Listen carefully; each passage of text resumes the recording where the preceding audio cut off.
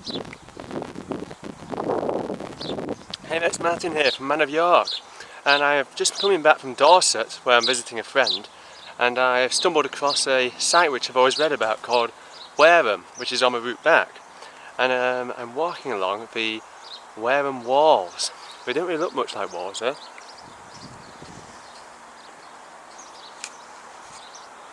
In fact, huge embankments, and they date all the way back to Anglo-Saxon times, so back to Alfred the Great. And so essentially, back in the 800s, King Alfred the Great started fortifying all the towns of Wessex, including Wareham, and he was building burghs, or as they became known as boroughs. And so burghs were essentially fortified towns, but also it was the first kind of like town planning of the Anglo-Saxon period. So Alfred the Great was really into his Roman towns and tried to replicate them, building big fortifications and also creating mints and churches on the inside to create proper administration. But this is one of the last surviving examples, well, one of the last anyway, because there are other ones around, of a burgh wall still intact. So yeah, I thought I may as well just film some of it for you. So see you in a bit.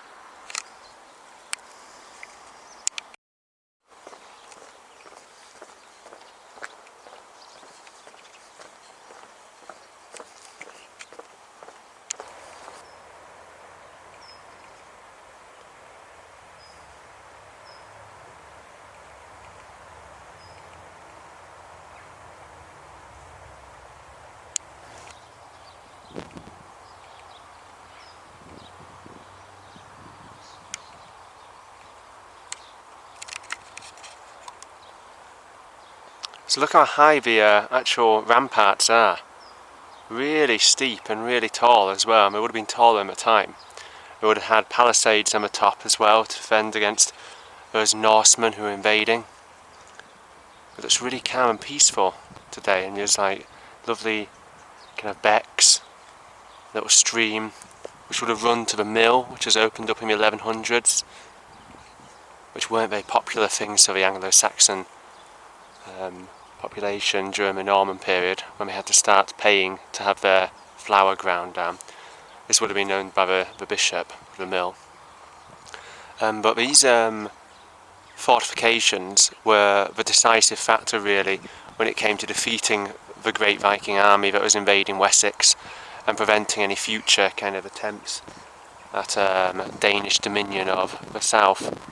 And Alfred the Great ended up building all these kind of fortifications, the burghs, and the Vikings couldn't really get a foothold in Wessex, and then of course into the Midlands, into Mercia as well, when they followed suit with Alfred, who supported Alfred in the building of these fortifications. So yeah, and also you can find all kinds of burghs around the south of England, because Alfred the Great meticulously recorded his great works as well. So there's a document called the Burgh or Hidage, and because every single burgh had records of the amount of men who could man these fortifications, you can kind of work out which ones are which by the size, because they still have the same dimensions as back in the 800s AD, which is pretty cool, and also the prescription for how many men could defend them. So they're pretty cool. I think this is actually the first time I've been to a burgh, and I read about burghs all the time when I was working in university and also working in the Yorke Viking centres. It's nice to actually come down and see one. Anyway, we'll go off and see some other cool stuff. I'm smoking away grouse moor today, for your information.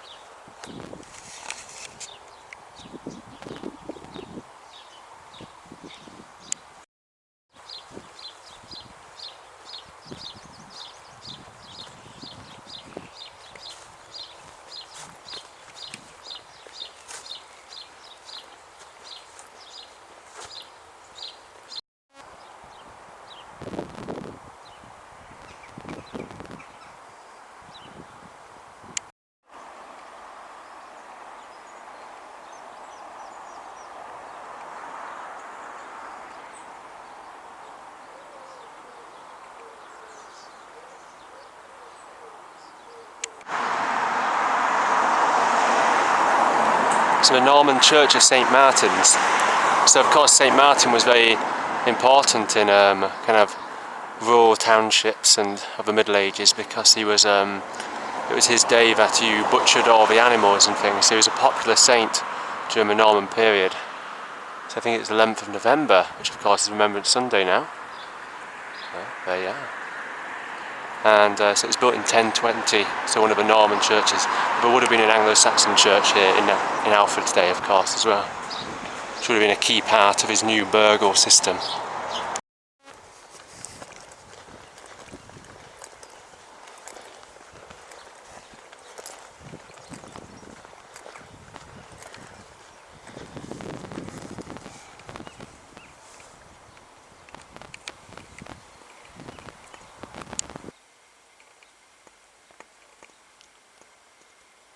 So there's the walls, and then just along here, always but lumps and bumps. And there's speculation as to what this little area was used for. It was possible common ground for all kinds of events. It could have been a place for fairs in the Middle Ages and also the Elizabethan period. It's known as the bowling green, so some people think that maybe in Elizabethan times people played bowls. But it's also possible that this was where the archery butts were. So if you remember in an earlier video, I was trying to find archery butts in a little village in Yorkshire. This is another example of that, and this would actually be a perfect place for your archery, because obviously you've got the earthen embankments behind, so the arrows won't go flying over onto people and things like that. So it's like a ready-made archery butts for you. Obviously from the time of Henry V, it was certainly the law that you had to practice archery from the age of 8 years old, so that people could become proficient longbowmen to fight against the French in foreign wars. And that continued for a long time, up until Henry VIII's reign.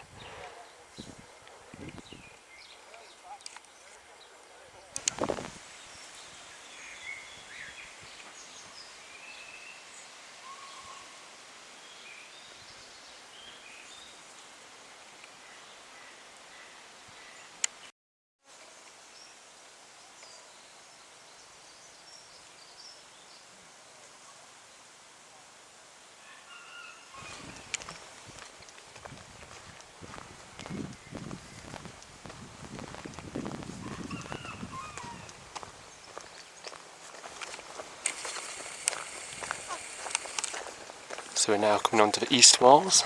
Such a peaceful walk on a Sunday, and a cool little fact about barely anyone around the Vikings and their fortifications is that it's thought that Anglo-Saxons often like to fight battles in an open field using shield walls and other tactics like that, and actually have a fair battle, whilst Vikings kind of preferred to fight by holding themselves up in fortifications, either through natural fortifications or using old Roman walls, or building their own burghs.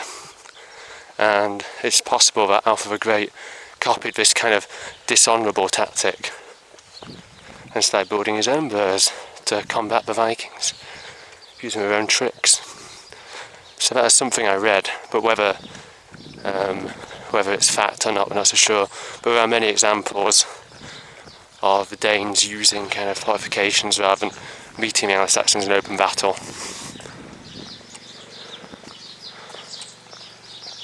Where to go now?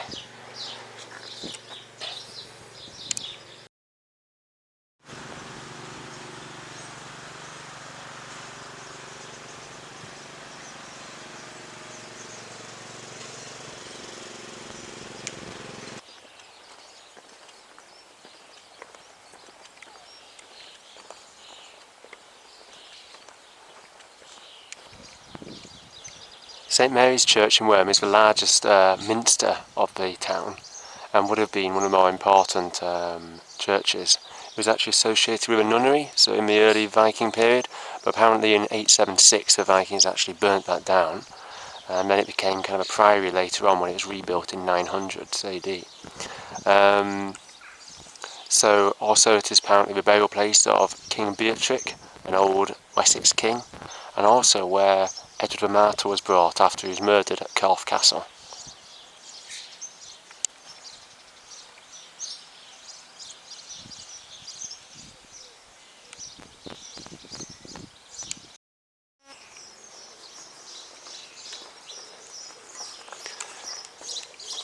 So that's the end of the Walls Walk, but I'm going to see if I can go inside the church. I couldn't go into St Martin's, and I've also just learned that at St Martin's Church where we passed by, that's actually the burial place of Lawrence of Arabia as well, which is pretty cool. So it's a shame that I couldn't see his effigy. Apparently inside the church is evidence of Brittonic inscriptions, so that'd be interesting to see.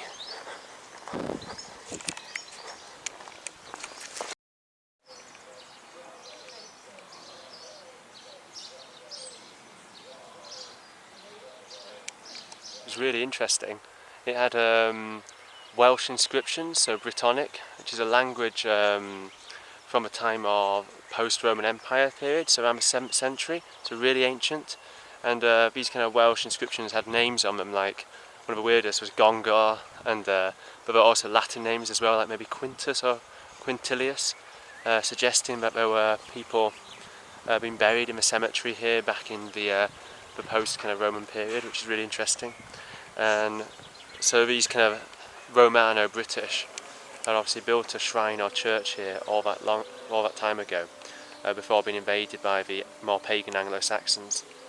There was also an effigy of a knight from the reign of King John as well.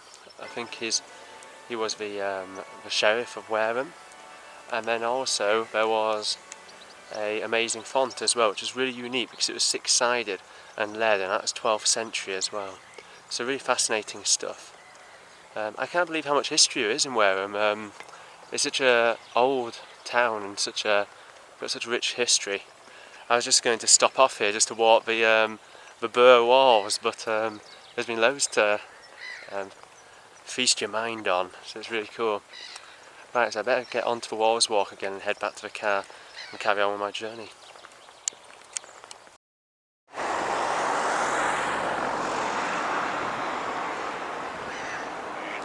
The Key of Wareham.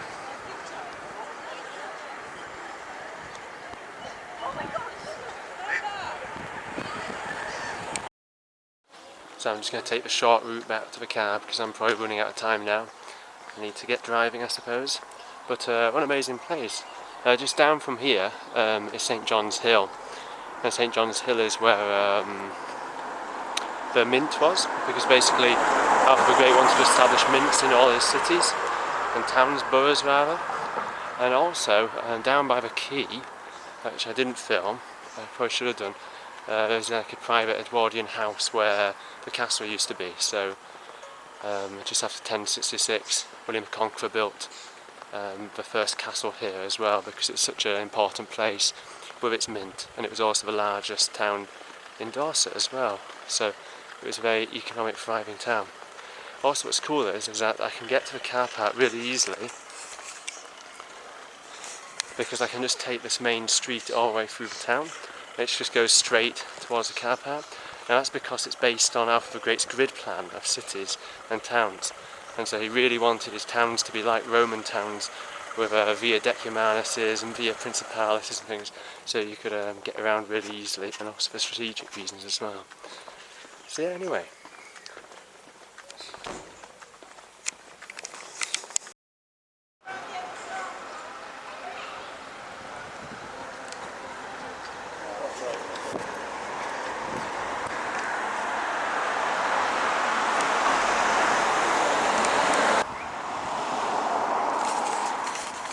Back to the beginning. That was really fast. And so, that brings it to the end. Because I've done the Walls Walk, I better get back home. And it's just starting to rain now, so it's perfect timing.